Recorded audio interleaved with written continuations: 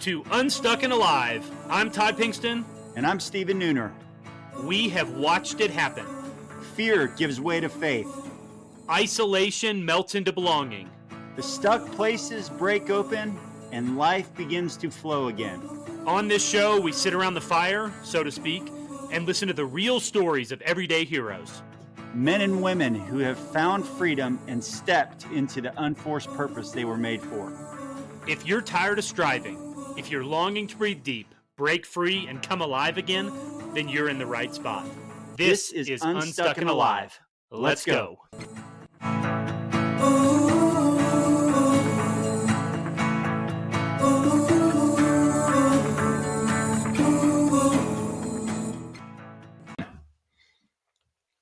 Hey guys, it's Nooner and Pinkston, and we're here today with a really special guest.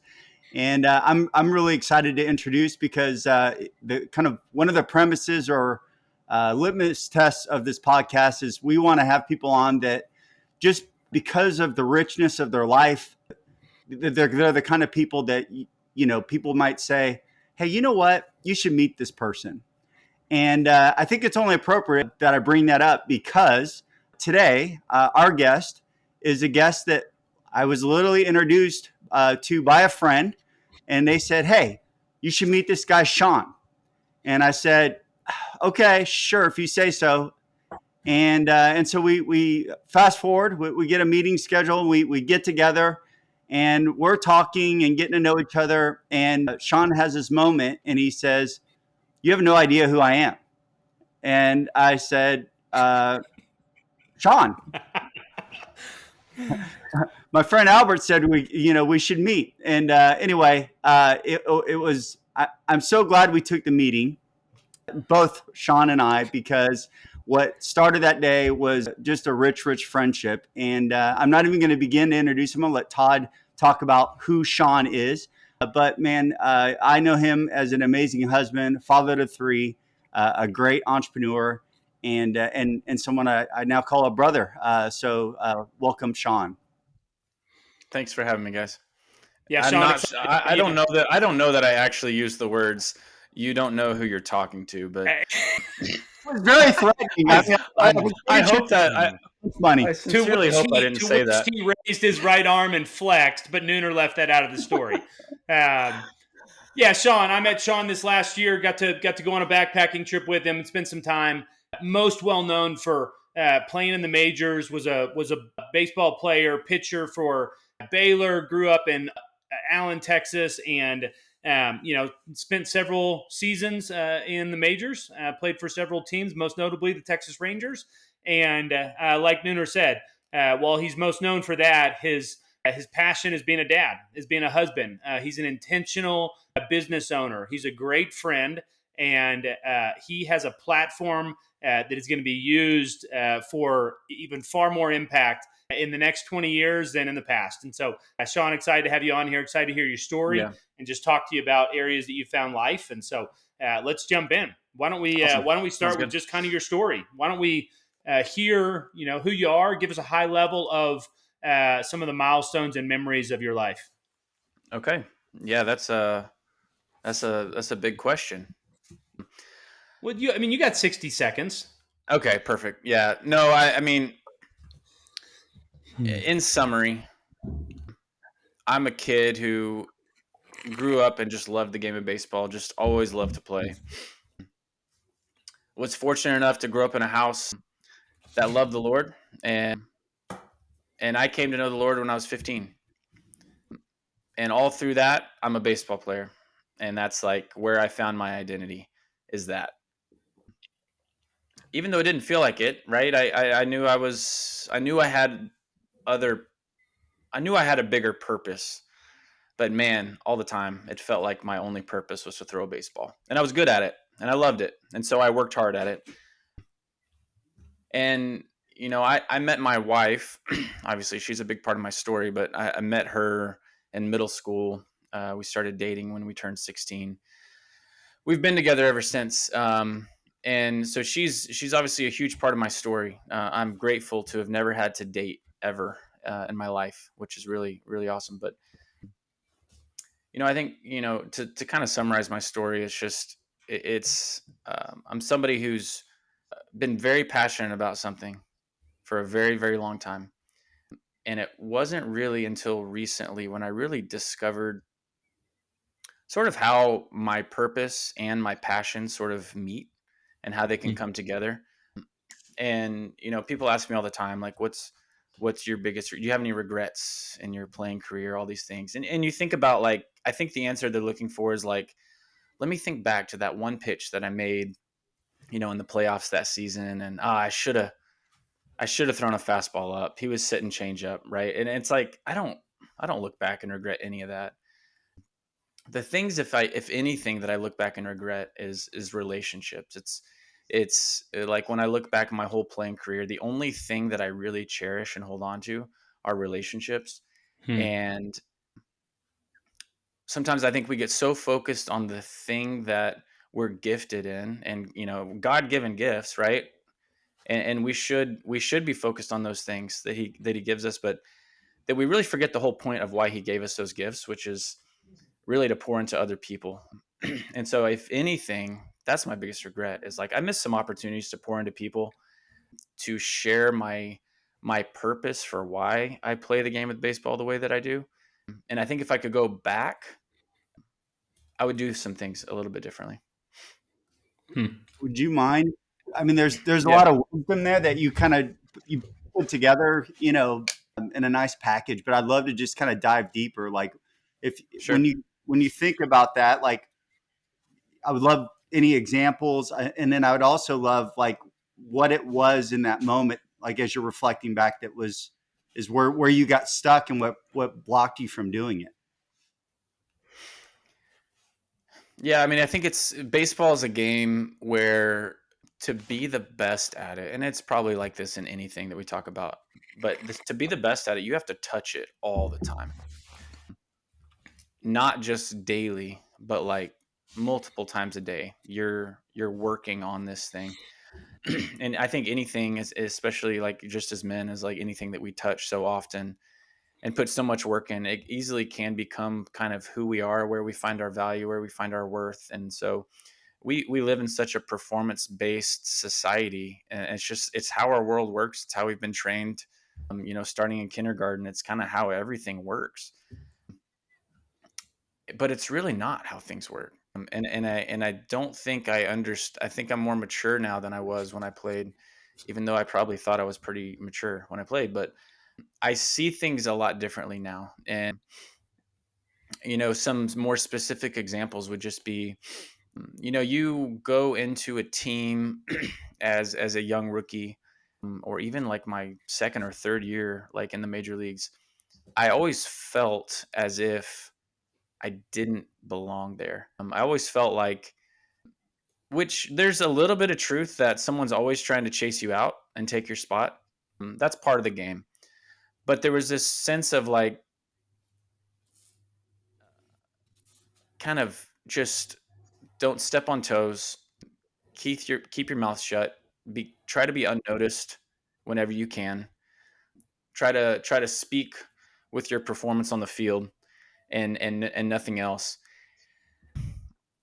And I think, like, looking back, like, there's some relationships there that I think I could have had with players, that I didn't have, because I didn't want to really show them who I probably really was.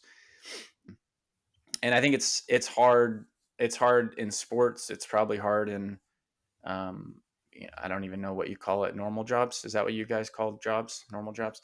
But it's probably hard in, just like, in the normal workplace, like, if you've got this separation from who you pretend to be at work versus who you really are.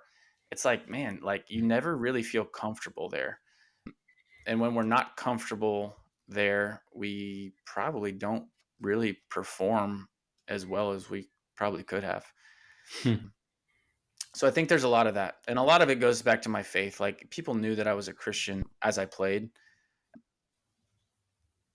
but I didn't I didn't denounce my faith by any means. People knew who I was, what I stood for, the reasons I didn't do certain things, but but I kind of left it surface level with people, right? I didn't I didn't ask people very intentional questions when I had the opportunities to. And I think that's kind of what, you play with so many different people in the game of baseball. Like I've played with thousands of different people. And there's like one or two that I'm really close with. Like that's kind of crazy when you think about it. Thousands of people and there's one or two that we're really close with. We're not meant to have thousands of friends, right? I get that, but I do think I missed some opportunities for some really deep friendships. Do you, when you look back, do you see that more as like that you caught up in the culture of what you were doing and you weren't confident of? I'm just kind of curious, like where, like when you reflect back on that, like what was the missing piece that allowed you to be, I don't know, more alive in that area or that way? Like more alive now than I was. Is that what you're asking? Yeah, yeah. Or when you like, so that because it sounded like there was a culture of you're a rookie, or and there's the Yeah. competition, and you're obviously meeting a lot of people, which could, I mean, I can hear all of it, but for you, like, what do you think it was like inside of you that didn't allow you, and for you to now see that as a gap? Like, what was the missing element for Shawn? Yeah. I think when you boil it down to it, it's really about,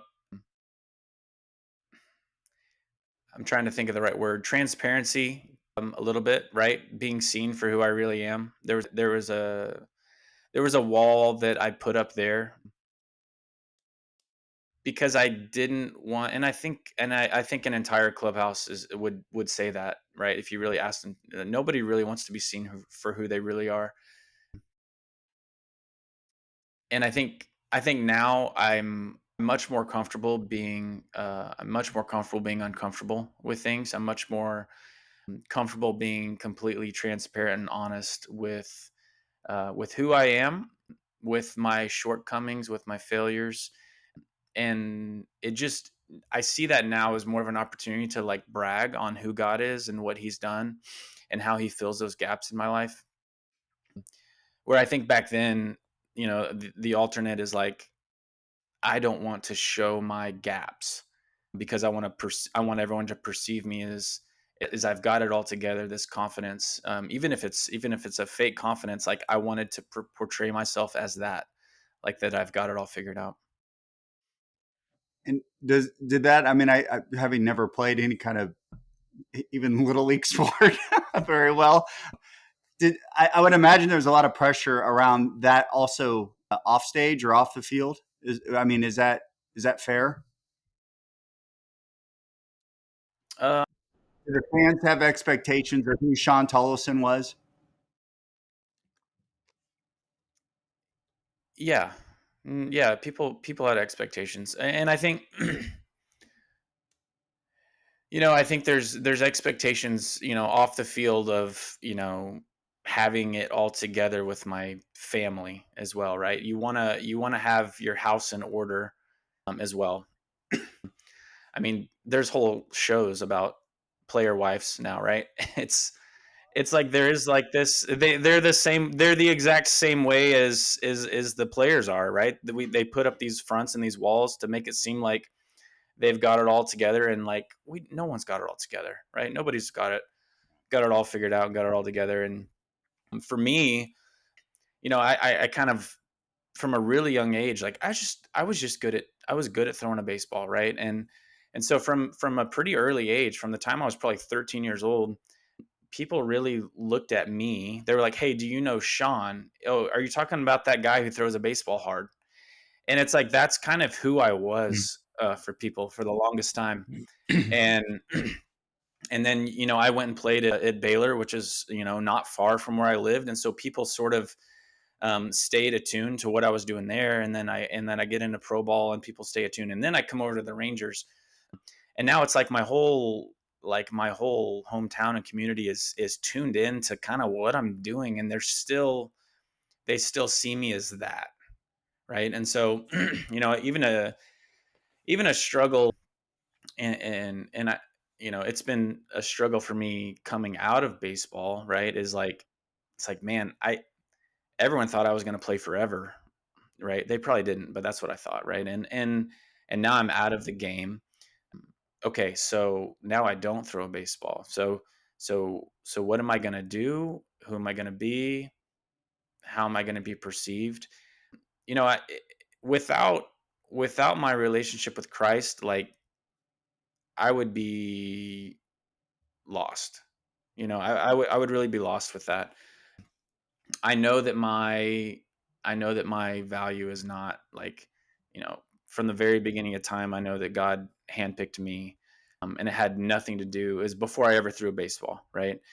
And so, I know he doesn't care about that, and so I know that I shouldn't care about that either. But there is, even now, with what I do with work, it's like I've sort of found my way back into baseball in a way, and now I'm doing something, and it's a business, and it's in my community, right? And so I feel some of those things creeping back, where it's like, huh, like, people now they see me as Shawn, the guy who used to throw the baseball, and now they help other kids learn how to throw baseballs. And there's part of me that wants my business to be successful so that people see it as successful, because it's like, I feel like I've got this reputation I need to uphold, and of course I want it to be successful. Like, I want it to, but it's also not the reason I started to do this, right? The reason I started to do this is to use baseball, something that I do love, as a vehicle for other kids to understand that their identity is not in sports, right? It's not. And I have to remind myself constantly, like, I get so in the weeds with the businessy stuff that it gets, you can easily lose track of, like, okay, why am I even doing this in the beginning? And it's important for me. I actually have it, like, in my calendar. I know Todd's surprised that I have a calendar now, Well, but I don't believe it. it's where prove that's it. that's where my Prove life's it. at. That's where my life's at. But on my calendar, I actually have a moment in the day where it's like a reset, right? Where I look at, okay, why am I doing this again?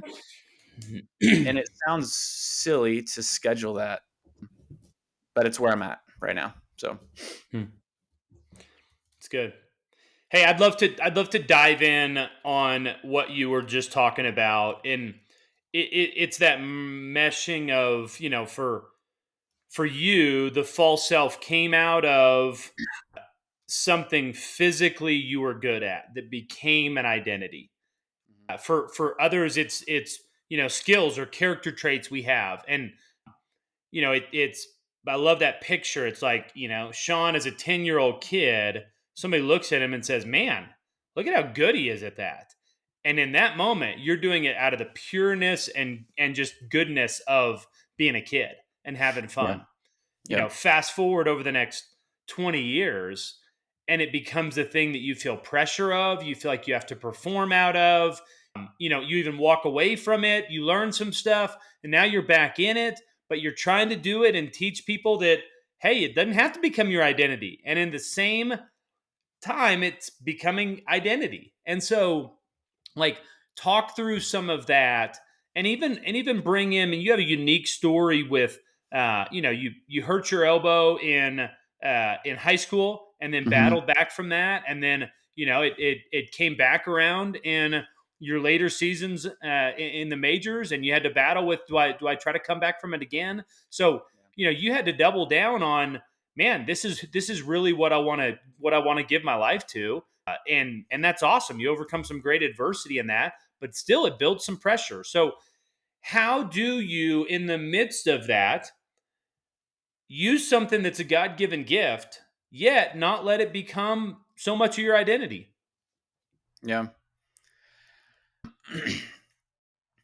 It's like, we have a quote on our wall here, and it's not my quote, and I'll give credit. It's a guy named Joshua Medcalf who wrote a book called Chop Wood, Carry Water. Super Yeah. simple read, great book to read, like, with your kids. Really great, just life lessons in it. And in that book it says to chop wood. I'm sorry, it says fall in love with the process of becoming great. Fall in love with the process of becoming great. And so I wish I had read that book. That book was actually first given to me after my second Tommy John surgery, my second elbow surgery. So I had already been in the major leagues for 5 years or so, and it was given to me. And I read it in like a day. I took it home, read it, um, and it really was a huge mindset shift for me to walk into a training room, right? And you see all your teammates who are out there doing what you love, and you can't do it. To be able to show up with a different mindset, a different attitude, to really find joy, because there's joy to be found in everything, but to find joy in the process of becoming a good pitcher again. When I had this first Tommy John surgery, I was a senior in high school. I was great. Like, I was outstanding, best pitcher there was in the state my sophomore and junior year. I go into my senior year, and like, everything's trajectory has not changed. Things are looking good. I think there's a really good chance I go in the first or second round out of high school, and then that happens, right? So all of a sudden, like, I'm not even able to be on the field. And so that was kind of like identity crisis number one, like, happened to me in high school, right? I had kind of a what I thought was a plan, and it's kind of taken away from me. Hey, And Shawn, I didn't. Yeah, yeah. before I want you to continue, but there's just I've heard you tell the moment, and like I just think it's so powerful of how quickly you were protecting. Would you mind sharing like the moment that it snapped and what was going on around that? Because I just think it's one that stuck with me. The moment of whenever I hurt The my ankle, elbow in high school. yeah. Oh, yeah, yeah. Yeah, so it was our first game my senior season, and it was a hyped up game. We're playing. It was I played for Allen High School. We're playing the Woodlands High School. Had a really, really good program, a really good pitcher throwing. So lots of scouts. Probably every major league team was represented there with a scout behind home plate, and it's kind of a scene out of a movie, right? The whole behind home plate bleachers are filled with scouts, and radar guns go up every pitch, and you know, I I remember seeing all of that and not feeling, like, still to this day, like, not feeling pressure by it. Still just really excited to throw the ball. And I get through the first two innings and everything's great, right? I'm throwing the ball harder than I've ever thrown it. Everything's great. I got through the first two innings just throwing fastballs. So third inning comes around, and it's the first slider I throw of the game, and I just kind of get around it. I dropped my arm angle a little bit, and I felt like this, just kind of like you stretch a rubber band till it snaps type feeling in my elbow. And I knew exactly what happened. Like, as soon as it happened, I knew exactly what happened. I didn't throw another pitch. I instead, like, pretended like I hurt my ankle, because if there was this slight chance that it was nothing, and I thought it was something in my elbow, I didn't want to, like, red alert all the scouts back there that something was wrong with me or that I was having elbow pain. So I grabbed my ankle, call the coach out, call the athletic trainer out, and act like I hurt my ankle, and I limp off the field, and I come off the field. And it's funny. So, obviously, like, my parents were at that game. My girlfriend, who's now my wife, was at that game. I remember coming off the field and kind of seeing that rest of the inning play out, and then I actually walked to the school bus, like, yellow school bus. It was parked back there, and the bus driver was still just sitting on the bus, and I just knocked on the door, and he opened it up, and I was like, "Can I come sit on here?" And so, like, our game's still going on, and I go sit on the bus because I felt like I just needed a moment. I didn't want anybody around me. So that was, yeah, it's the first time I think I've really talked about that, but that was a moment, I think, where I think I had to come to terms with where I was at. And I had to do that kind of by myself before I saw anybody else, if that makes sense. But yeah, that was a that was a challenging time. But I think, I didn't throw a ball for 2 years after that, and so I'd never really lost my desire to pitch. That was there, but I think I did lose my desire for the process to become great during that period. Like, I don't know, like, had I not, would it have taken me 2 years? I don't think so, right? I think I could have accelerated that process a little bit. There was a lot of things that I could have done, time management wise during that time. But there was probably a whole year period in there where I just went through the motions. I did what I thought, what everyone told me I was supposed to do, yet I didn't really take ownership or responsibility for those things. So then keep going. And what did you learn? You came Thank back you. to the game. You played. You made it into the majors. What have you learned about your identity not being wrapped up in what you do, even when you're doing it at the highest level?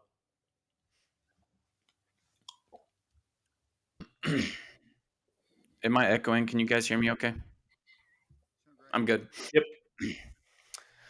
You look great. Hey, thanks, man. You know.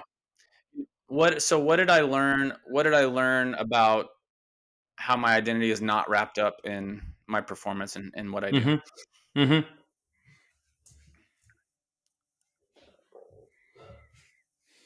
It's I think I'm still learning,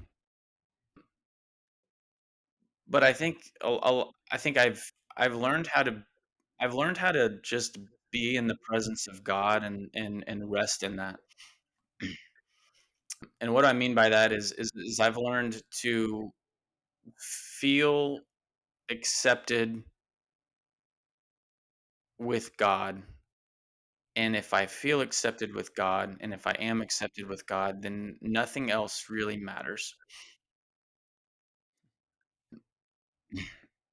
And the only way that I've been able to do that is to actually intentionally seek that out. I don't think that process doesn't happen by continuing to spin your wheels or to kind of claw out of it, climb out of it. That process really only happens by you stopping what you're doing and seeking God out and actually like listening to him. That's something I've learned over the last 2 years and doing a couple of these trips now is like God's always trying to talk to me, always trying to talk to me. And I think he's been trying to talk to me since I was, 13 or 14 years old. And I'm 37, and it wasn't until a year or two ago that I actually learned how to stop and like actually listen to him. Praying is Praying is a spiritual discipline that requires like thinking and talking, and I know that we're called to do that. And I just think that the listening part is a spiritual discipline that we're called to do that we just Yeah. kind of we neglect it. It's powerful. Why do you think, like, what are the greatest temptations for you to fall out of that rhythm, to fall out of the listening?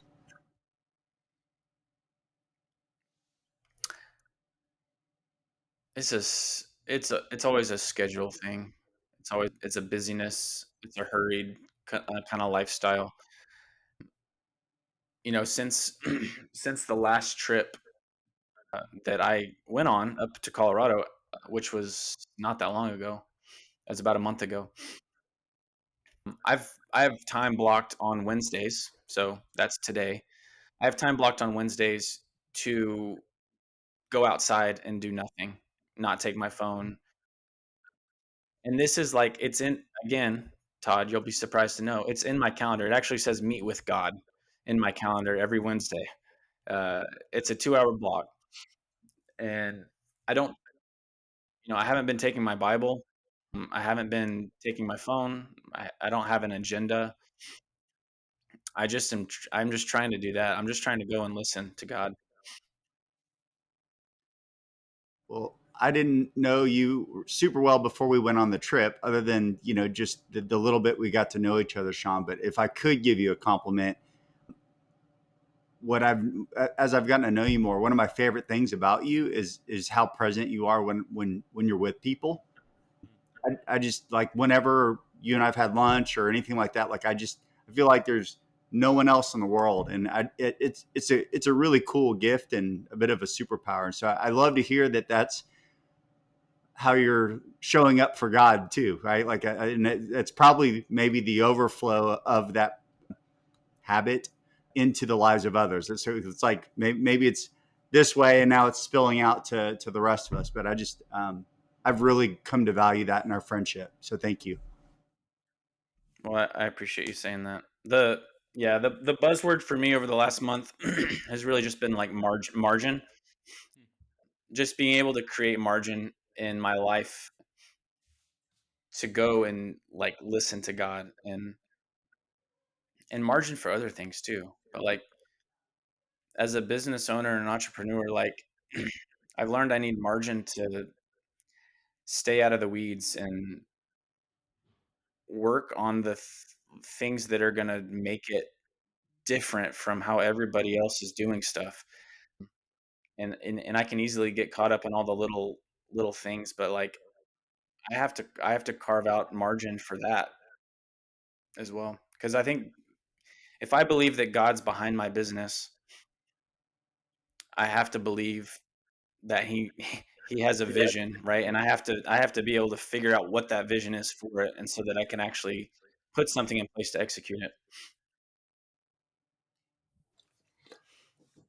All right, Shawn, I said in the intro that your next 20 years are going to be more impactful than your last 20, and I truly believe it. And having spent time around men that compete at a high level physically, they they either fall in love with the process of being great, like you just said, or they fall in love with the process of their own physical ability, and Mhm. that becomes everything. And then they don't know how to transition when the point in life comes where they have to stop being great at one thing and pursue greatness in another thing. And uh, it's clear that's not present in your life. It's clear that you want to pursue greatness on whatever's in front of you, whether that's being a friend, being a husband, following the Lord, being a business owner. And so you have talked about a couple things, rhythms that you've put into your life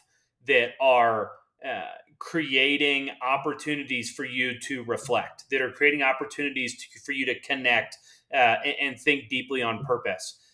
You used to love throwing a baseball and making sure that the guy behind the plate couldn't hit it. And that was what you gave a lot of your life to. When you change and now you have a new bullseye that you are putting time into, you're pursuing greatness with everything you have. What is that now? What is the new purpose or vision that you see for the next period of life?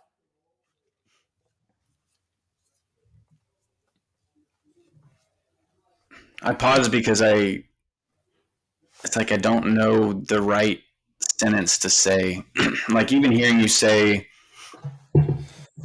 like I pursue throwing a baseball, like that's very accurate, but sounds shallow. But it's like even looking back at that is like it's like, man, was I pursuing throwing a baseball or was I pursuing something bigger than that? I think that what it is like my ability to throw a baseball was not mine, and so I I worked hard at it and honed that skill and pursued it because it's something that God gave me, and had I not pursued it, would have been almost dishonoring to what He's given me. And so I sit in a place now where He has given me the ability to influence kids, and even more so maybe parents, on not just how to train, but more so on how do I pursue this gift that God has given me and not let it rule my life. And I think where I see myself pursuing something is that. And I think I so badly just want kids to learn how to, we have it's up on our wall. It just says God given, because I want every kid to walk in here and realize, like, okay, step one, you have to understand that this gift that you have for playing this game, it didn't come from you. It was given to you by our God. And so you work at it with all your heart, right, to honor him, and not man, not your coach, not your mom, not your dad. You do it to honor him. And so I think that changes things a little bit, and how we do it. And if you have any fear of the Lord, any respect for him whatsoever, like, you'll take that task seriously. And so I think what I'm doing now is I'm taking that task seriously to sort of pass that message that I learned through the game on to the next generation of players, but also to that current generation of parents that I'm also living right now. I coached, I have an 8-year-old, and so I coached their game. They play in a 9U league. I coached their game last night. In that one game of 9-year-olds playing baseball, there were so many opportunities for what I'm talking about that just happened. It was such a great game. It was back and forth, and we had kids blow it. We had kids do great things. My own son, we were up by 2 going into the last inning. We just got to get 3 outs. And so proud of the way he threw the ball. We lost the game. And the only thing that I said to him after the game was, man, that was fun to watch you throw the ball.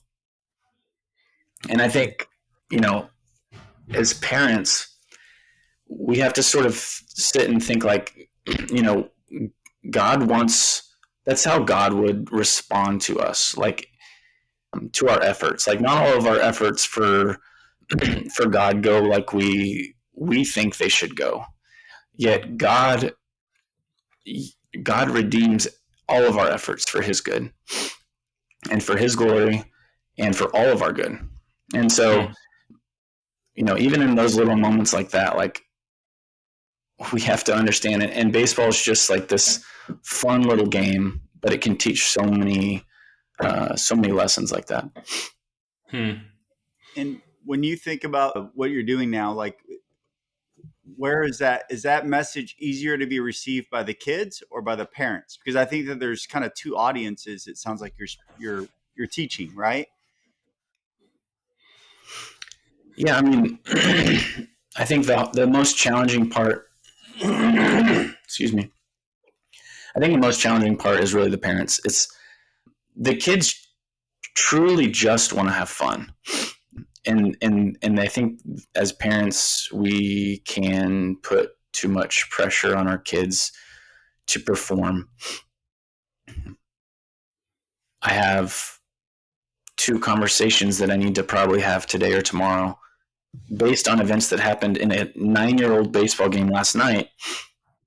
The conversations they need to have with their parents, because I want to make sure that they know, like, what's happening. And they're very good friends of mine, but, like, it's things like, I see how badly their child is seeking the approval of their dad. And I just want them to go play the game, and I want them to love it. And I want, at the end of the game, I want the dad to say, like, man, it's an honor to watch you play this game. Regardless of kind of the outcome, right? Regardless of the outcome, I just want you to know, like, how much fun it is to watch you play. And so there's a couple situations last night where I saw confidence wavering and this feeling of like intense pressure to perform. And it's not because the game was on the line. I really think it's because they felt like their relationship with their father was on the line. And so it's those kind of things that I want to, those kind of conversations that I want to drive. So, like, That's great. Just for any parent listening, right? Like, what might be some telltale signs that maybe you're teaching your kid resilience confused with maybe actually something that's not productive? Yeah. Well, I think one of the most common things I see is just over coaching, right? It's sort of critiquing everything. I think my approach is to use practices to coach, and then I don't really coach during games. Like that's kind of that's your moment to go perform. Obviously, you send runners, you hold runners up. There's like the game management portion that happens, but the coaching of a swing or how to field a ground ball or how to throw the ball or pitching mechanics, like that all of that goes out the window when you get to a game, and you just want to go out there and you want to have fun, you want to perform. So one of the things I see a lot is just this overcoaching mentality that I think a lot of parents have, feeling like something, like to be a good parent, you need to say something like all the time, when really, like, you shouldn't really have to say anything other than attaboy when your kid's on the field. Yeah.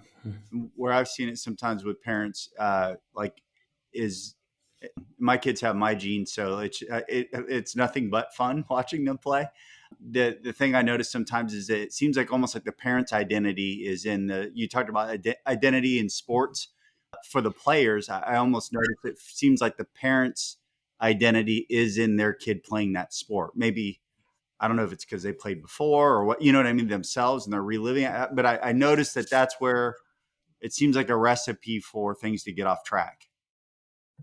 I notice it too. I don't think I actually don't think it's like because they played and they want to relive their sporting days through their kid.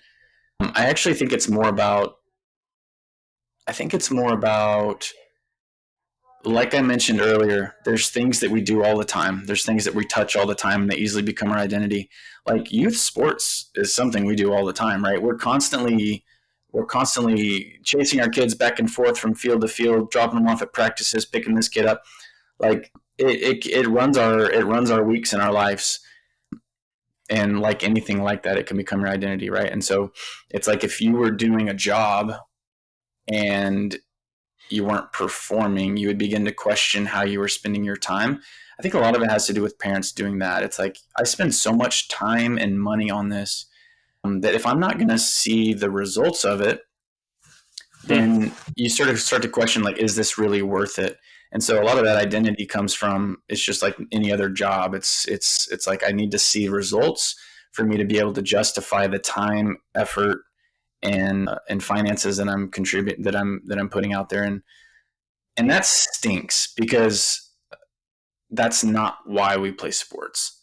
It's for that, right? And I think it's all gotten expensive. And so everything's gotten expensive, but youth sports have gotten expensive. And so there is a level of like, is it worth it, right? When you're looking at your budget and you're like, man, is it worth it?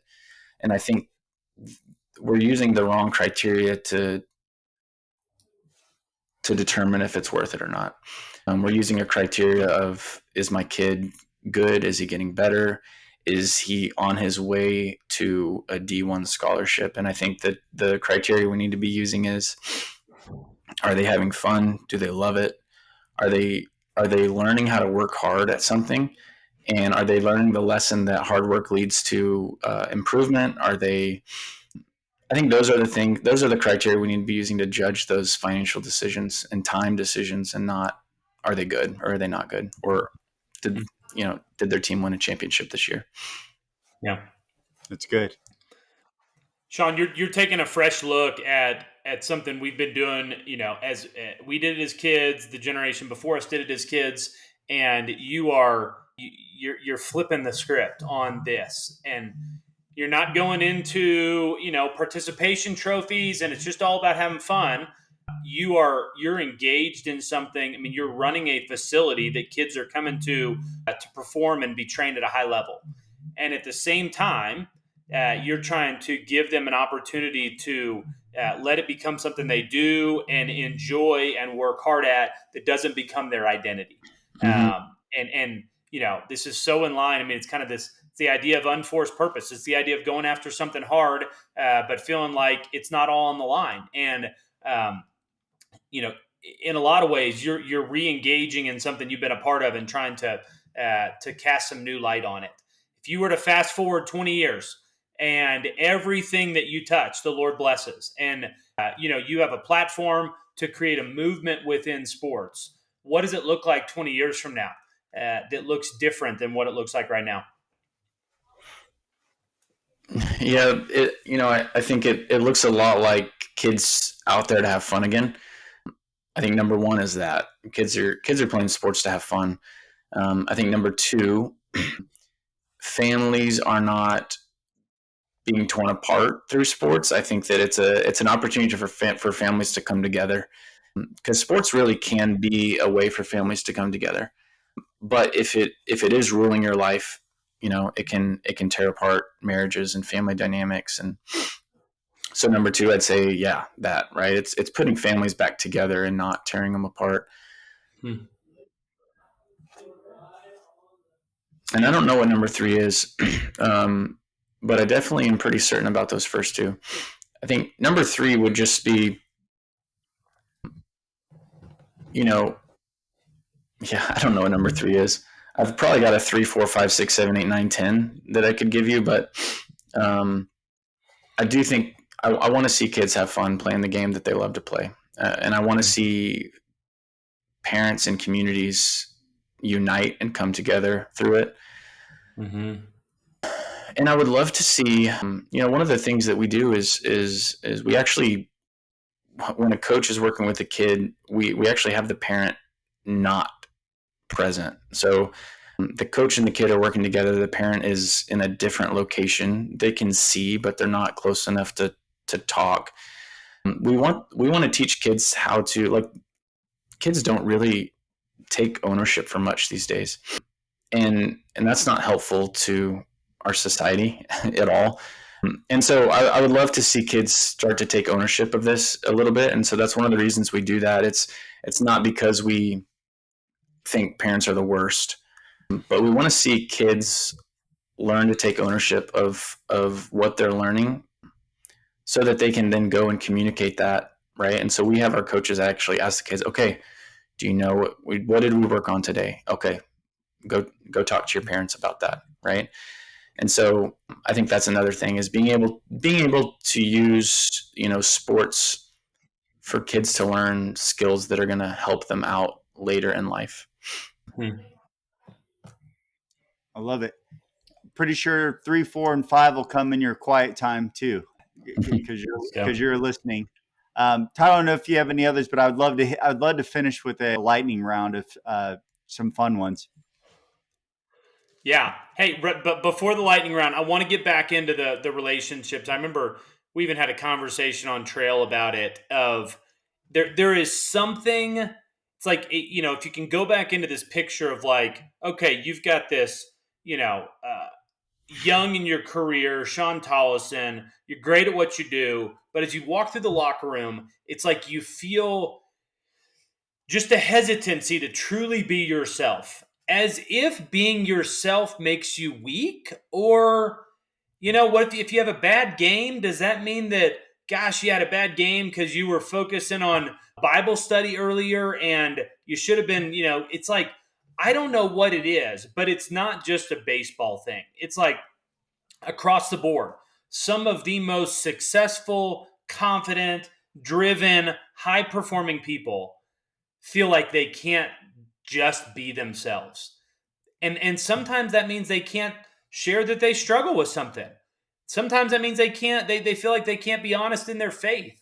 Like, when you look back and tease that apart from your situation, like, what do you feel like it was that kept you stuck? And how have you turned the corner? Like, you're not that guy anymore. Like, you are you have no problem talking about your faith. You have no problem, talking about, something that you feel like you're, struggling in or whatnot. Like, how have you turned the corner and found life in that? I think with anything, like, repetition helps, right? So the more you talk about your faith, the more normal it becomes to talk about your faith, right? The more you throw a baseball, the more normal it becomes to throw a baseball. I think that's a practical example, but I think there is some benefit to just trying it, being faithful and trying, and just going out and doing it and doing it again, doing it again. But as far as like being able to be transparent, open, and not care so much about what people think, I think a lot of that has just been also through having other godly men in my life that I can talk to about things. And like, before I was 30 years old, I don't think I never had like somebody that I would just tell anything to. And I think once you've done that, even that becomes like, all right, like that becomes easier the more you do it. And you start to realize like, hey, I just told him that, and like he still wants to hang out and he still wants to be my friend. And there's real value in letting people see you and then still being loved by them. And I think we get this lie fed to us that says, if you let them, if you be totally yourself, that you're not going to be accepted or loved. Yeah. And I think that's just, it's like it sort of requires someone in your life to sort of push you into that. Yeah. And to get into a relationship like that where you can have transparency and just say, we said it on the trip, right? It's like, don't give me, I think it was like, don't give me 99%, like give me the last 1%, or maybe it was the last 10% that you guys say. But like, I think as men, we tend to do that. Like we tend to give you 90% of it, but we don't want to give you that last 10%. We just want to hold on to that. We want to protect it because that's really not for anybody else to know. And that's kind of where these like lies and identity crises come from, when we hold on to this 10%. And so being able to talk to people and lay that out there for people, I've come to a place where it's like, it's fine. Like if you think differently about me because of this, like it's okay. Like I have a God who loves me no matter what, right? And who knows everything about me and still chose me and still chooses me every day. And so that's kind of how I rest in that. It's awesome. Yeah. Thanks for sharing. Yeah. All right. Lightning round? Lightning round. Let's go.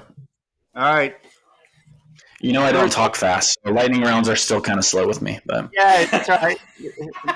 Stay with me too, right? All right. Who wins head to head? You or Todd in cornhole? Todd. It's been proven. Yeah, he took me 3 games in a row. 3 games in a row. You paid me to ask that question, by the way. I our audience. Hey, I had number one on the list, cornhole. I was just going to say cornhole with a question mark. Listen. He beat me, but I will say I do think he respected my game, and the reason I know that is that I'm pretty certain like he started Googling like cornhole tournaments and how do I create a cornhole team, and he's like, Shawn, let's quit everything we're doing and go on the circuit. I'm joking. That's going to be the biggest. All I know is whoever's listening to this podcast, Shawn and I will take you on in cornhole. Nooner will put up the wager, and all proceeds are going to Way Forward, and that's how Way Forward's gonna take over another base camp down the road. So it's stated. Hey, so I do kind of get tired of somebody coming up to me and saying, man, did you know that Shawn is so good at? And it started with cornhole. This last time they came off the trip and they talked about how, good you were at hacky sack. It's like, everything Shawn Tolleson touches, he's great at. But I want to know, what is like a secret talent, like something that you're dang good at that nobody knows? Keep it clean.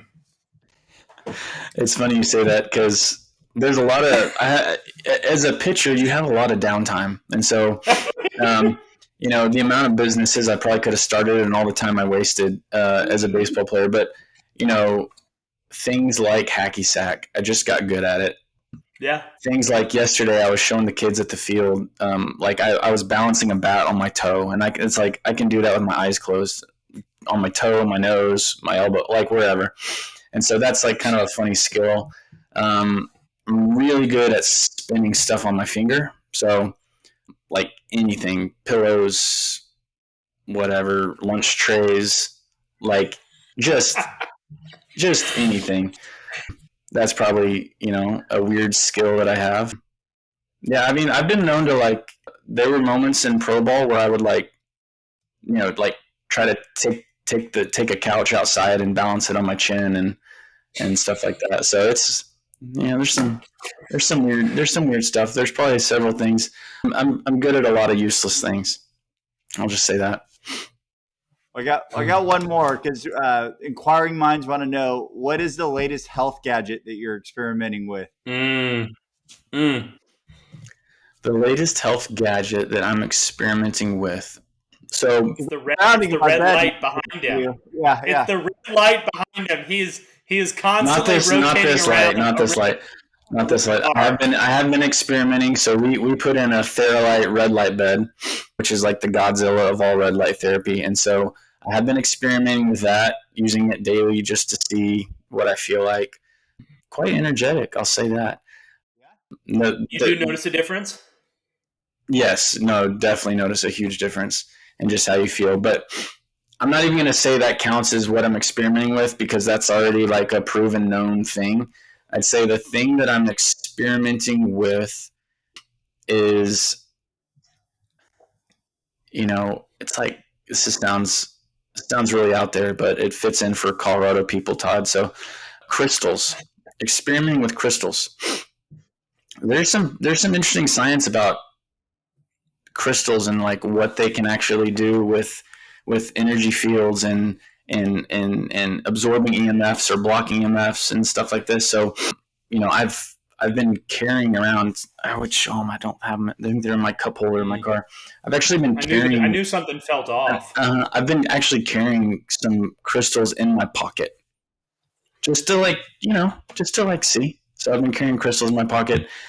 Now it's on a podcast, so it's out there. But I've been trying not to tell people that. Well, we appreciate your transparency and authenticity, Shawn. And man, I want to just say thank you for coming on. Thank you for saying yes to the random introduction to me, to my random, probably seemingly ask for you to go on Way Forward Trail with me, and then now this podcast. I'm just truly mean it when I say I've been really blessed by our friendship, and look forward to all the good things ahead. Well, it's really cool what God can do when you just say yes. So, yeah. And then I think like this podcast is a huge testament to being in tune with what the Spirit's doing in your life and just saying yes, even when it feels weird.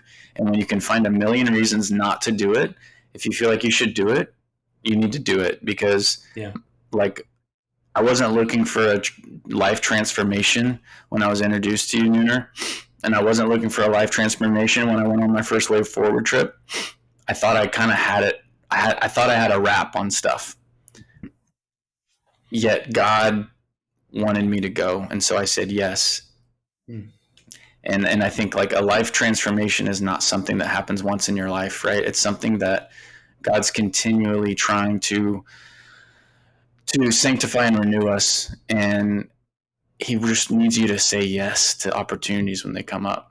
And so I'm super, super, super grateful to you, Nooner, for your leadership and for asking me to go on that first trip, and super thankful for you, Todd, and saying yes to the vision that God gave you with Way Forward.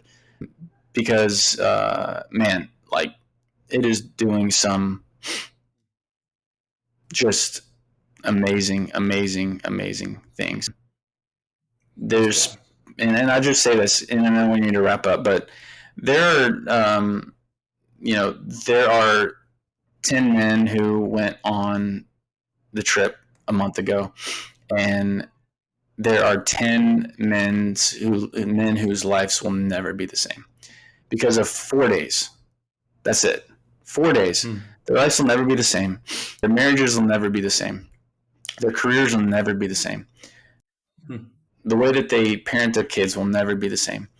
And so, like, Todd, like, just thank you for saying yes to God's calling in your life. And it's been amazing, even in our community of men that went, how God's continued to, like, we haven't stopped, right? We're reading, we're praying, we're talking. I had coffee at 5:30 this morning with 3 guys that were on the trip. We're having breakfast with all of them on Friday morning. I'm like, there's dudes working out together. Like, we have not stopped.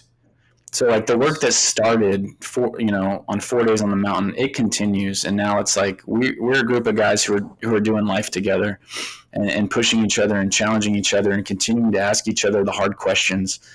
And so it's truly amazing when you just say yes. What a great, That's a good word. Thanks for sharing that, man. That's so encouraging. When you started, I thought you were going to say, Todd, thanks for the qualifications you got. Because we know that's where it all started, baby. That's that's another. Don't ask about their qualifications. I mean, last time I went on a trip, we saw Todd the first night, and then the next morning he's gone. I'm just like, man, Todd, I talked you up so much to these guys, and you were out of there. Whatever. Hey, Erin, man, she when I got off trail, she just lit up talking about y'all's group and what was shared around the table at the end of the trip. And man, I told you this on trail last year. And I'll say it for the third time on this, like, man, you are primed for the Lord to do just amazing things through you. Like, you have instant credibility with men because of what you've done. And what's amazing is, like, that it doesn't define you. Like, it's not the thing you want to talk about first, but people know. And maybe there's sometimes when you meet people like Nooner where you have to remind them, like, do you know who I am?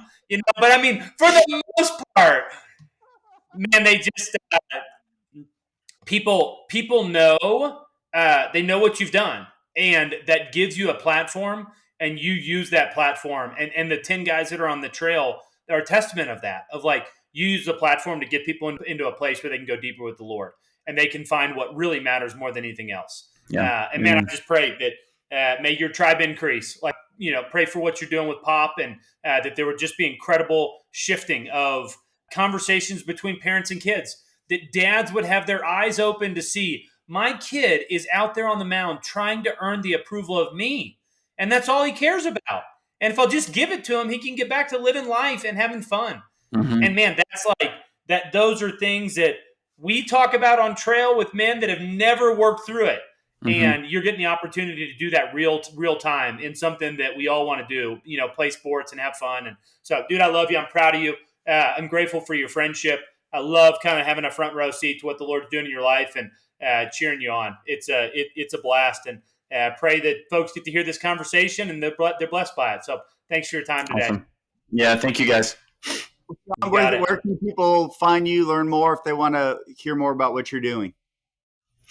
Yeah, you can find us on Instagram, Pop Athletics, pop.athletics, popathletics.com. You can see and read and hopefully very soon actually tune in. So we're going to be launching a podcast that's all about kind of what I talked a lot about, right? Which is how do we put our kids in sports and not screw them up as a parent. And so it's going to be a podcast for parents. We'll give you tidbits of what we think are the best things that you should be doing to make sure that they're becoming the best athlete they can, but also to ensure that they know how much you love them and are proud of them regardless of what they do on the field. Love it. Go find him. That's awesome. Love you, brother. Awesome. Love Thanks, you. guys. Great conversation. Thank you, dude.